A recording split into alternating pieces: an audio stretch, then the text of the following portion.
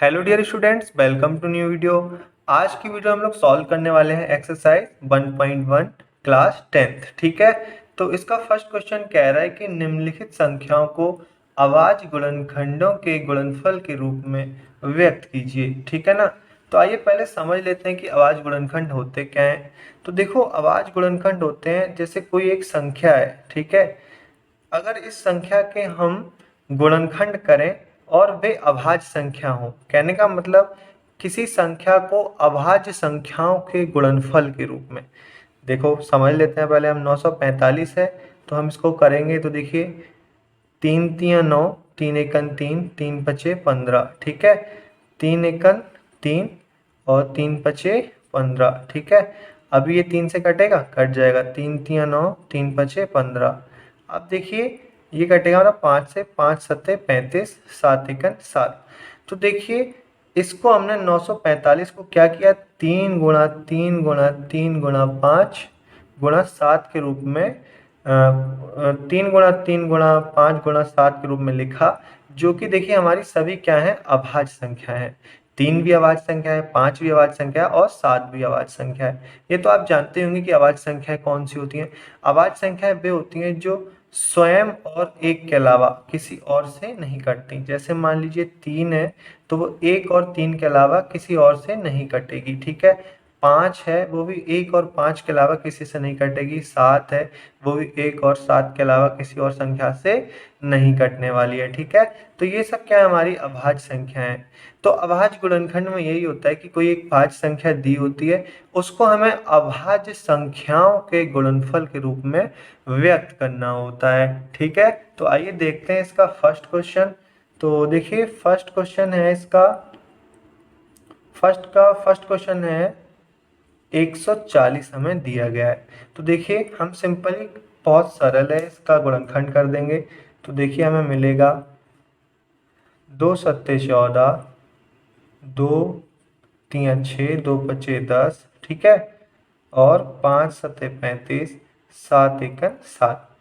ये 140 के अभाज्य गुणनखंड हो जाएंगे। 2 × 2 × 5 × 7। इसको आप इस प्रकार भी लिख सकते हो, 2 की पावर 2 × 5 × 7। ठीक है ना। आइए देखते हैं इसका सेकंड पार्ट। सेकंड पार्ट में देखिए हमसे कहा गया कि 156 के हमें अभाज्य गुणनखंड करने हैं।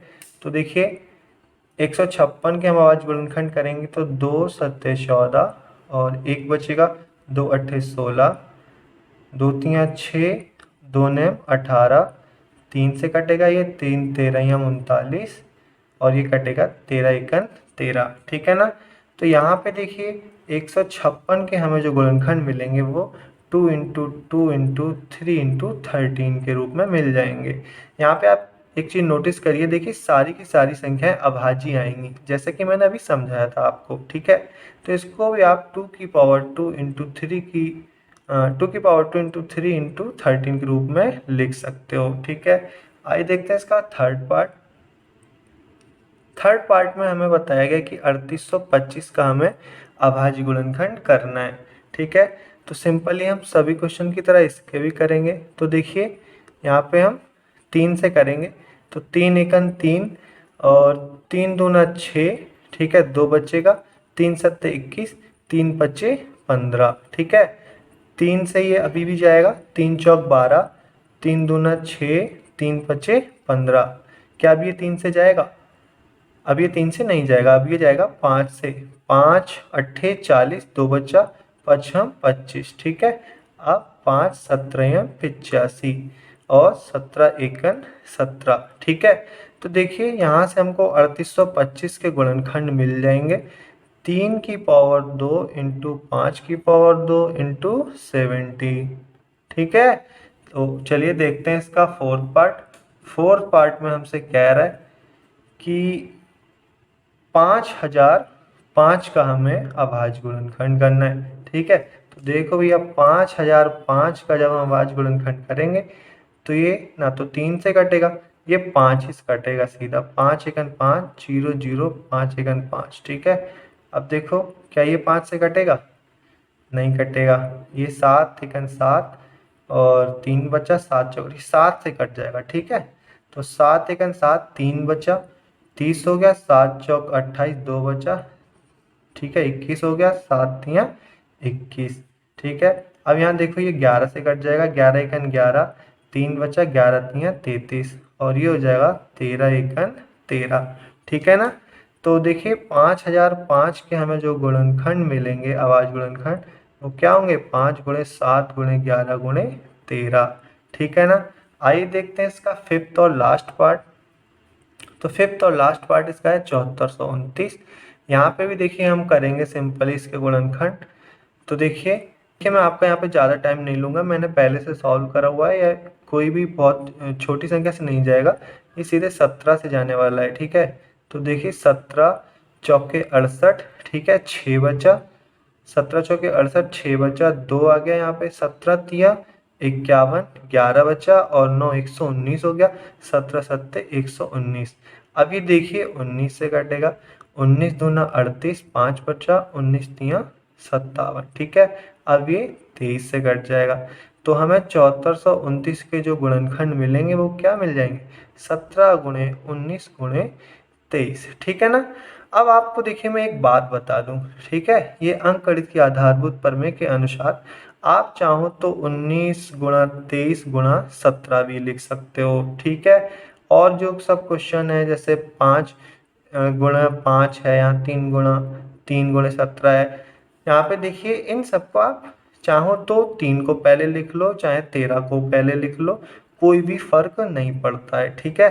तो ये हमारी अंकगणित की आधारभूत प्रमेय कहती है, ठीक है ना। और आपको मैं एक बात बता दूं, इनके अभाज्य गुणनखंडों में सभी में एक जरूर शामिल होता है, ठीक है, क्योंकि ये सभी संख्याएं 156 हो चाहे 3800 25 हो, ये सब क्या है, एक से जरूर कट जाएंगी, ठीक है ना। चलिए बढ़ते हैं नेक्स्ट क्वेश्चन की तरफ। देखिए सेकंड क्वेश्चन में कह रहा है कि एचसीएफ और एलसीएम ज्ञात कीजिए तथा जांच कीजिए कि दोनों संख्याओं का जो गुणनफल है वो एचसीएफ और एलसीएम के गुणनफल के बराबर है या नहीं, ठीक है ना। तो देखिए फर्स्ट पार्ट है इसका 26 और 91, ठीक है। तो हमें क्या करना है, इन दोनों का एचसीएफ ज्ञात करना है और उसके बाद एलसीएम भी ज्ञात करना है, और उसके बाद क्या करना है, इन दोनों की गुणा कर देनी है और उसको बराबर दिखा देना है एचसीएफ और एलसीएम की गुणा के बराबर, ठीक है।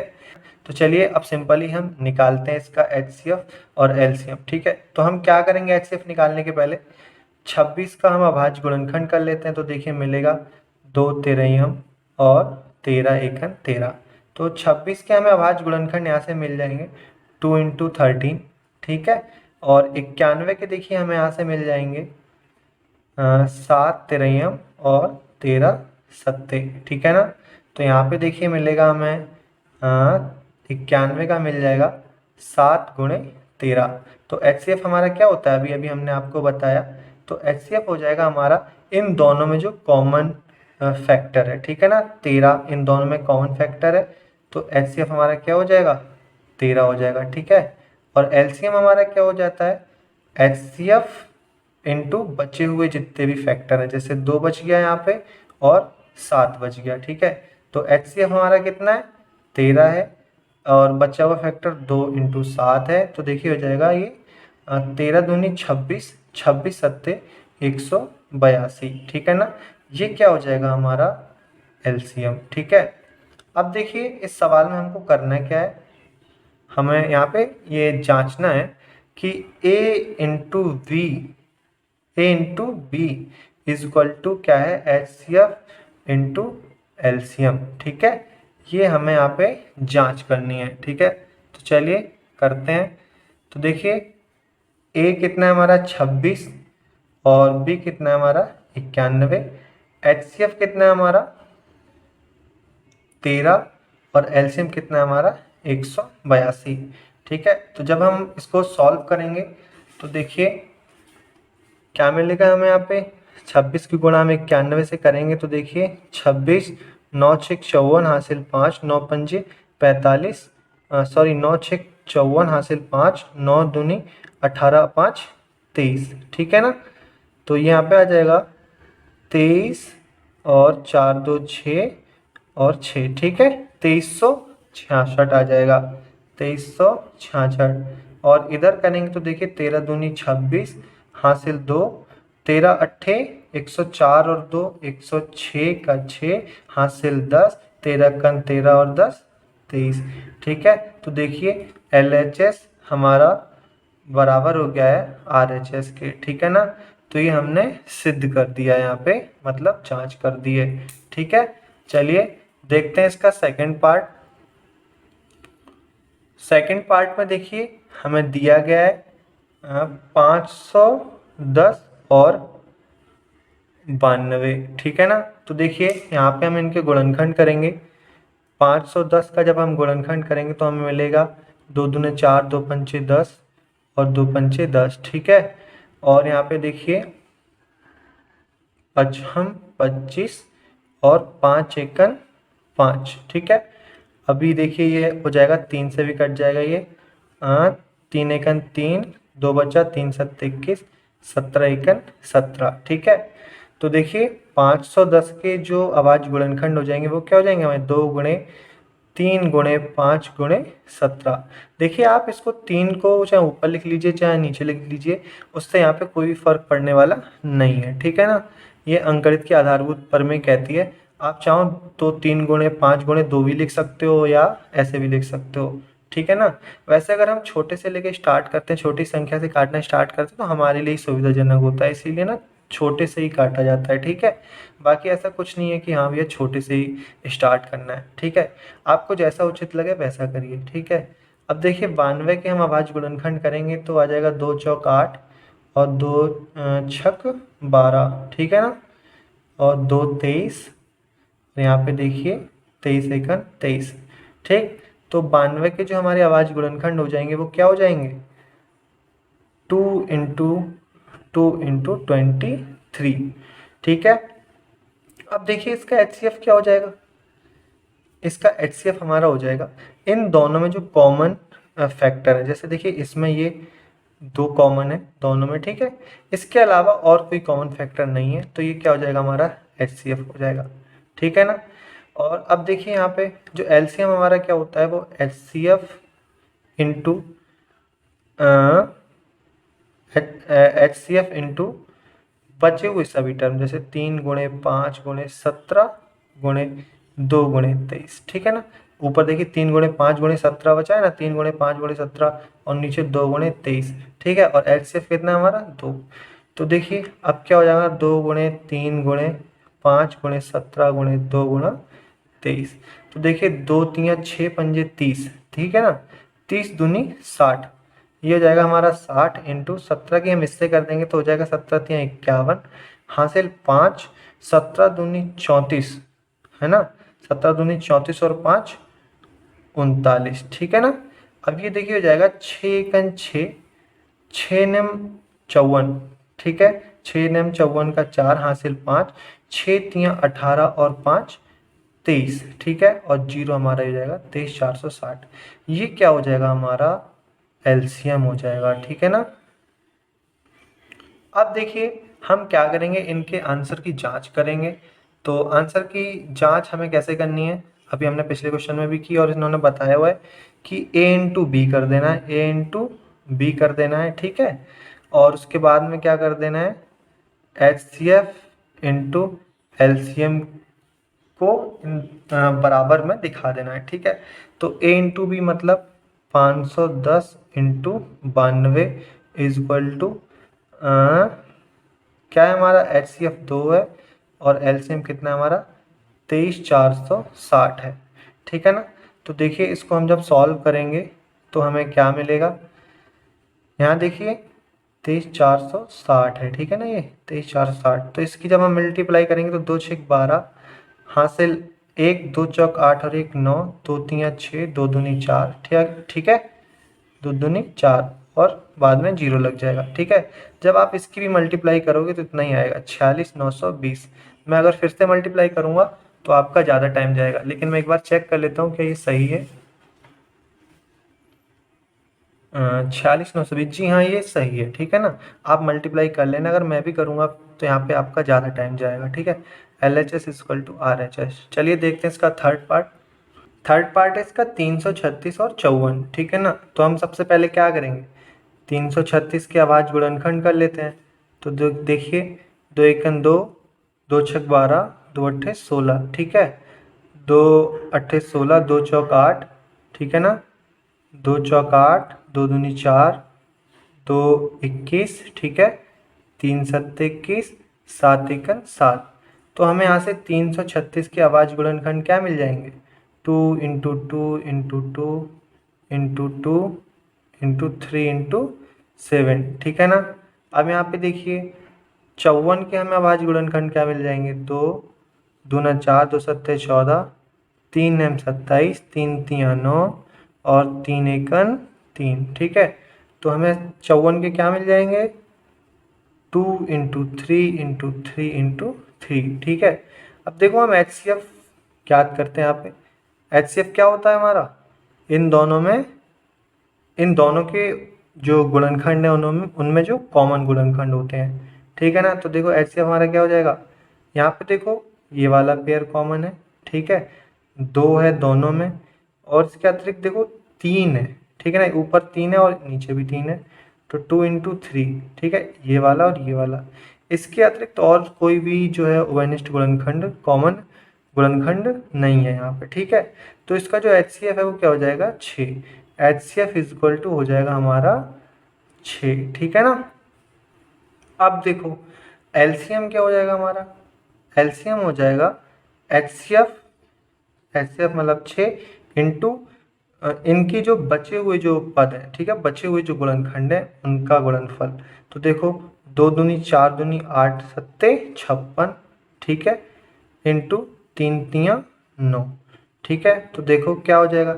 6 छक 36 हासिल 3, 6 25 30 3 33, ठीक है, इंटू 9। तो ये क्या हो जाएगा? 9 छक 54 हासिल 5, 9 तिया 27, 9 छक 54 हासिल 5, 9 तिया 27 और 5 कितना हो जाएगा? 32 का 2 हासिल 3, 9 तिया 27 और 3 30। ये क्या हो जाएगा हमारा? इसका LCM हो जाएगा 3024, ठीक है। LCM क्या हो जाएगा हमारा? 3024। अब देखो हमें क्या करना है, हमें वो वाली जो जांच करने को बोला है इन्होंने, A into B is equal to HCF into LCM, ठीक है ना। तो देखिए हम करते हैं। A हमारा कितना है? 336 है, इंटू बी हमारा कितना है? 54 है, HCF हमारा कितना है? 6 है, LCM कितना है हमारा? 3024 है, ठीक है ना। तो देखिए हम यहाँ पे मल्टीप्लाई करेंगे तो 6 चौक 24 हासिल 2, 6 दूनी 12 2 14 हासिल 1 का 1 आ जाएगा, 6 तियाँ 18, 144 आ जाएगा। और जब आप इसकी भी मल्टीप्लाई करोगे तो इतना ही आएगा, ठीक है ना। मैं एक बार फिर से बता दूं, आपका टाइम जाएगा इसीलिए मैं ये मल्टीप्लाई पहले से मैंने करके रखी हुई रहती है, जिसको मैं यहाँ पे लिख देता हूँ, ठीक है ना। तो LHS इजक्वल टू हमारा हो जाएगा RHS, ठीक है ना। तो ये हमारा सेकंड क्वेश्चन कंप्लीट हो गया। चलिए देखते हैं इसका थर्ड क्वेश्चन। थर्ड क्वेश्चन में हमसे कहा है कि अभाज्य गुणनखंड विधि द्वारा निम्नलिखित पूर्णांकों के HCF और LCM ज्ञात कीजिए, ठीक है ना। यहाँ पे 3 पार्ट दिए गए हैं जिनके हमें HCF और LCM ज्ञात करने हैं अभाज्य गुणनखंड विधि से, ठीक है ना। फर्स्ट और सेकंड क्वेश्चन में भी हमने यही किया है। तो देखो हम यहाँ पे फर्क कितना है इन दोनों क्वेश्चन में, फर्स्ट सेकंड और थर्ड में, कि यहाँ पे 3 संख्याएं दी गई हैं, वहाँ पे अभी तक हम 2 संख्याओं का कर रहे थे। तो देखो यहाँ पे कोई बहुत बड़ी बात नहीं है, जैसे हमने फर्स्ट और सेकंड क्वेश्चन को किया है वैसे ही हम यहाँ पे इस क्वेश्चन को भी करेंगे, ठीक है ना। तो देखो सबसे पहले हम क्या करेंगे, 12 के गुणनखंड कर लेंगे। तो यहाँ पे आ जाएगा 2 गुणे 2 गुणे 3, 2 दूनी 4 तियाँ 12, ठीक है ना। 15 के गुणनखंड करेंगे तो हमें मिल जाएगा 3 गुणे 5, ठीक है ना। 3 पचे 15। 21 के हम गुणनखंड करेंगे तो हमें मिल जाएगा 3 गुणे 7, 3 सत्ते 21, ठीक है। ये तो आप समझ ही चुके होंगे, अभी मैं 2 क्वेश्चन करा चुका हूँ, ठीक है ना। तो देखो अब HCF क्या होता है, यहाँ पे HCF क्या होता है कि इन तीनों में जो कॉमन फैक्टर है, देखो इन तीनों में कौन सा कॉमन फैक्टर है? 3 है, एक इसमें भी है, इसमें भी है, इसमें भी है, 3, ठीक है ना। तो इसका HCF क्या हो जाएगा? 3। इसके अतिरिक्त इसमें और कोई भी कॉमन गुणनखंड नहीं है। LCM हमारा क्या होता है? LCM होता है HCF इंटू बचे हुए गुणनखंड। देखो तो 3 तो हमने ले लिया, देखो ये वाला पेयर तो हमारा बन गया, ठीक है ना। अब जो इसके अतिरिक्त जो बचे हुए गुणनखंड हैं वो क्या हो जाएंगे? LCM, ठीक है ना। और उसमें HCF से गुणा कर देंगे हम। तो देखो HCF हमने लिख लिया है, बचे हुए गुणनखंड मतलब 2 दूना 4 इंटू 5 गुणे 7 मतलब 35, ठीक है। तो ये क्या हो जाएगा, 3 चौक 12 इंटू 35। तो देखो एलसीएम कितना हो जाएगा हमारा, 12 पंजे 60 हासिल 6, 12 तियाँ 36 और 6 42, ठीक है ना। तो एलसीएम हमारा कितना हो जाएगा, 420, ठीक है ना। चलिए देखते हैं इसका सेकंड पार्ट। सेकंड पार्ट में देखिए हमें दिया गया है 17, 23 और 29, ठीक है ना। तो देखिए जब हम इसके अभाज्य गुणनखंड करेंगे, 17 के अभाज्य गुणनखंड करेंगे तो आएगा 17, देखिए 17 से कटेगा और 1 से, 1 गुणा 17, ठीक है ना। 23 हमारा किससे कटेगा, स्वयं के और 1 के अलावा किसी और संख्या से नहीं कटेगा, ये अभाज्य संख्या है, ठीक है। 29 का हमारा क्या आ जाएगा अभाज्य गुणनखंड, 1 गुणा 29। अब आप सोच रहे हो कि यहाँ पे 1 लिखा है, यहाँ पे क्यों नहीं लिखा है। तो भैया देखो यहाँ पे ज़रूरत भी नहीं थी, क्योंकि 1 की जब हम मल्टीप्लाई करते हैं, जैसे 3 आया और मान लो यहाँ पे 1 होता, ठीक है ना। तो अगर मान लो हम यहाँ पे 1 भी लिख लेते तो 3 एकन 3 ही होता ना। तो इसी तरह से यहाँ पे भी देखो, अब यहाँ पे हमें नीड है, क्योंकि 1 के अलावा और कोई भी कॉमन ओवेनिष्ठ गुणनखंड नहीं है, ठीक है ना। इन तीनों संख्याओं में देखो 17 में 1 इंटू 17, 1 इंटू 23, 1 इंटू 29, ठीक है ना। तो HCF हमारा क्या हो जाएगा, यहाँ से HCF हमारा 1 हो जाएगा, ठीक है। HCF क्या हो जाएगा हमारा 1, और LCM क्या हो जाएगा हमारा HCF इंटू बचे हुए पद, ठीक है, बचे हुए गुणनखंड। तो कितना हो जाएगा, देखो जब आप इसकी मल्टीप्लाई करोगे तो आ जाएगा 11,339, ठीक है। ये इसका LCM हो जाएगा, ठीक है ना। चलिए देखते हैं इसका थर्ड पार्ट। थर्ड पार्ट में 8, 9 और 25 का निकालने को हमसे कहा गया है, ठीक है। तो देखिए यहाँ पे हम क्या करेंगे, 8 के गुणनखंड हमारे क्या हो जाएंगे, 2 इंटू 2 इंटू 2, 2 दूनी 4 दूनी 8 हो जाएंगे। 9 के गुणनखंड हमारे क्या हो जाएंगे, 3 इंटू 3, ठीक है। 25 के गुणनखंड हमारे क्या हो जाएंगे, 5 इंटू 5। तो देखिए यहाँ पे भी हमारा HCF 1 हो जाएगा, क्योंकि इनमें और कोई कॉमन गुणनखंड है ही नहीं। लेकिन भैया देखो 1 तो सब में ही होता है, 8 1 से कट ही जाएगा, 9 1 से कट ही जाएगा, ठीक है। 25 भी 1 से कट ही जाएगा, तो एक तो हमारा कॉमन हो ही जाएगा, ठीक है ना। तो ये क्या हो जाएगा हमारा HCF। LCM क्या हो जाएगा हमारा HCF, ठीक है ना, इंटू बचे हुए पद, 2 दूनी 4 दूनी 8, ठीक है, इंटू 3 तियाँ 9 इंटू 5 25। तो जब आप इसकी गुणा करोगे तो देखो कितना मिल जाएगा, 9 25 निम्मा कितना होता है, 25 25 छिक्का 150, 25 अट्ठे 200, 25 निम्मा 225 इंटू 8, ठीक है ना। तो ये हो जाएगा, देखिए 8 पंजे 40 हासिल 4, 8 दूनी 16, 4 20 का 0 हासिल 2, 8 दूनी 16 2 18, ठीक है ना। तो ये क्या हो जाएगा इसका LCM, ठीक है ना। तो देखिए ये हो गया आपका थर्ड पार्ट।